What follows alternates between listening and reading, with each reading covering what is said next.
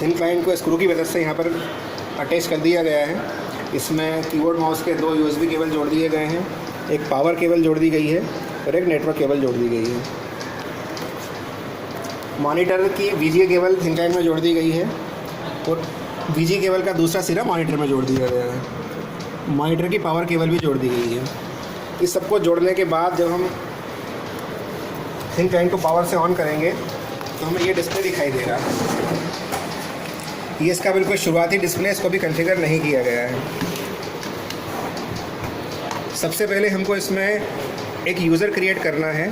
जिस विंडोज़ के यूज़र को हम इसमें चलाना चाहते हैं उसको कॉन्फ़िगर करने के लिए सबसे पहले मैं यहाँ सेटिंग वाले कंट्रोल पैनल वाले बटन पे क्लिक करूँगा। आप देखिए ध्यान से, इस पर क्लिक मैंने किया तो यहाँ पर ये पासवर्ड मांग रहा है। जब हम नया थिन क्लाइंट यूज़ करते हैं पहली बार तो उसका शुरुआती पासवर्ड ब्लैंक होता है। यहाँ बिल्कुल कन्फ्यूज़ होने की ज़रूरत नहीं है क्योंकि पहले से पासवर्ड इसमें होगा। जब हम इसमें पासवर्ड डालेंगे तभी इसमें पासवर्ड डालने की ज़रूरत है। यदि हम पहली बार यूज़ कर रहे हैं तो यहाँ कोई पासवर्ड डालने की ज़रूरत नहीं है, ब्लैंक है। यहाँ ओके करता हूँ। अब यहाँ हमको दिखाई दे रहा है user, network setting, system settings, upgrade. सबसे पहले मैं आऊँगा नेटवर्क सेटिंग पे। यहाँ पर हम सिलेक्ट करेंगे यूज़ बिलो IP एड्रेस। मैं यहाँ IP एड्रेस डाल रहा हूँ। ये IP एड्रेस आपके अलग हो सकते हैं। IP एड्रेस की जो सीरीज़ हमारे यहाँ चली आ रही है वो है 192.168.1 पॉइंट में इसका 16 कर रहा हूँ। सबनेट मास्क सभी का होता है 255.255.255.0। रूट, यहाँ विशेष ध्यान दें, रूट में हमको वो IP एड्रेस डालना है जो हमारे सर्वर का IP एड्रेस है ताकि ये फास्ट इमीडिएटली कनेक्ट हो। यहाँ पर IP एड्रेस डाल रहा हूँ 192.168.1.10। आपके यहाँ ये 10 की जगह 11 भी हो सकता है, 12 भी हो सकता है, 100 भी हो सकता है। अलग अलग जगह अलग अलग हो सकता है। आप एक बार कंफर्म कर लें कि आपके यहाँ का सर्वर का IP एड्रेस क्या है। फर्स्ट DNS सर्वर में भी हम यही IP एड्रेस डाल देंगे, सेम जो हमने ऊपर डाला है 1.10। ठीक, इसको हम सेव कर लेते हैं। Save successful. इसको एक बार चेक करने के लिए चेक पे भी क्लिक कर देते हैं। कनेक्ट हो रहा है कि नहीं हो रहा है इसके लिए मैं एक बार यहाँ पर डाल के देख लेता हूँ।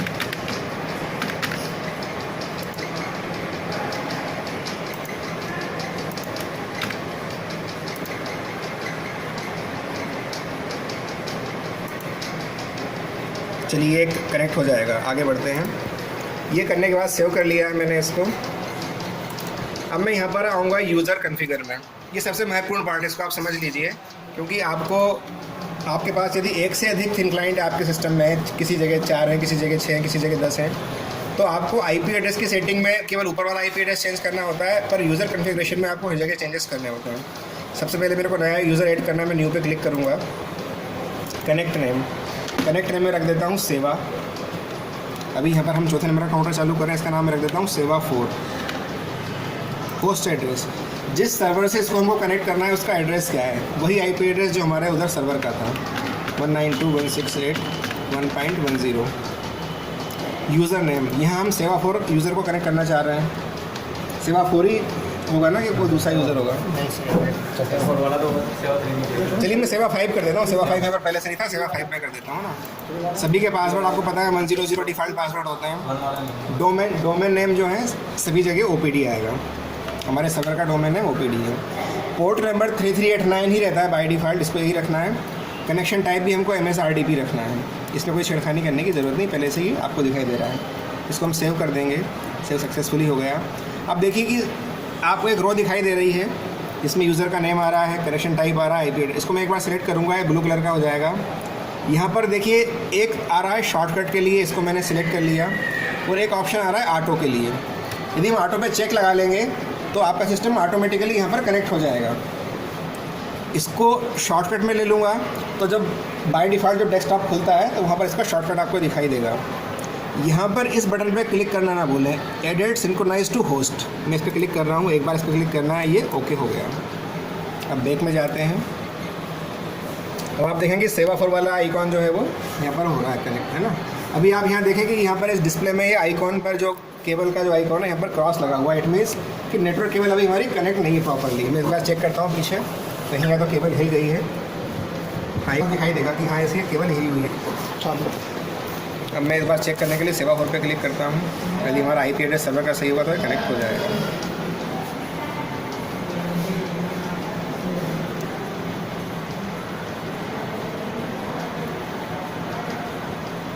ये कनेक्शन का आइकॉन दिखाई दे रहा है। इसका मतलब हमने जो सर्वर में IP एड्रेस डाला है वो शायद 11 होगा। 11 के लिए ट्राई करते हैं। ठीक है, वापस मैं कॉन्फ़िगरेशन में जाता हूँ। ओके किया मैंने। ये जो यूज़र मैंने क्रिएट किया है इसको एडिट करता हूँ।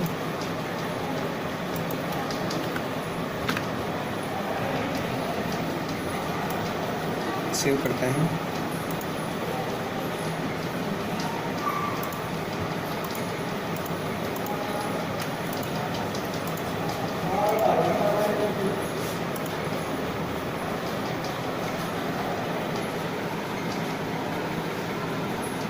अब देखिए हमारा IP एड्रेस 11 सही था तो तुरंत कनेक्ट हो गया। अब आप स्क्रीन पे देख पा रहे हैं कि सेवा सॉफ्टवेयर कनेक्ट हो गया है। लेकिन एक दिक्कत आपको इसमें नज़र आ रही होगी कि इसमें अभी जो स्क्रीन का रेजोल्यूशन है वो उतना सही नहीं जितना हमारे सॉफ्टवेयर का है। तो इसको मैं सिलेक्ट करता हूँ। अभी इसको लॉग आउट कर रहा हूँ, यहाँ से भी लॉग ऑफ कर रहा हूँ। रेजोल्यूशन यदि आपका सही नहीं है तो आपके स्क्रीन का कुछ भाग आपको हमेशा कटा हुआ दिखाई देगा और जो भी रेशियोज़ हैं स्क्रीन के वो आपको गलत सलत दिखाई देंगे। अब देखिए मैं कंट्रोल पैनल में जाता हूँ, फिर ओके करता हूँ। सिस्टम सेटिंग में आएंगे, यहाँ साउंड डिस्प्ले में आएंगे। यहाँ रेजोल्यूशन आप देखिए, हमारा रेजोल्यूशन होता है ये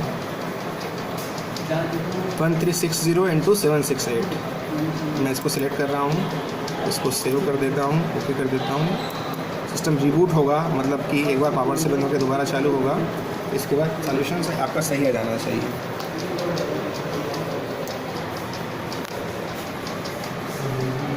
देखिए बूट हुआ। अब आप देखें कि जैसे ही ये बूट हुआ है तो अब हमारे सामने मेन स्क्रीन नहीं आई है थिंकपैड की, सीधा ही वो अपने आप उसने कनेक्ट कर लिया है यूज़र को और सीधा आपके सामने सॉफ्टवेयर खुल गया। मतलब आपको कोई अलग से परेशान होने की ज़रूरत नहीं कनेक्ट होने के लिए, सीधा ही सॉफ्टवेयर कनेक्ट होगा। और अब आप देख पा रहे हैं कि पूरा स्क्रीन इस पर आ रहा है, लॉगिन तो पूरा स्क्रीन नज़र आ रहा है। Okay, thank you.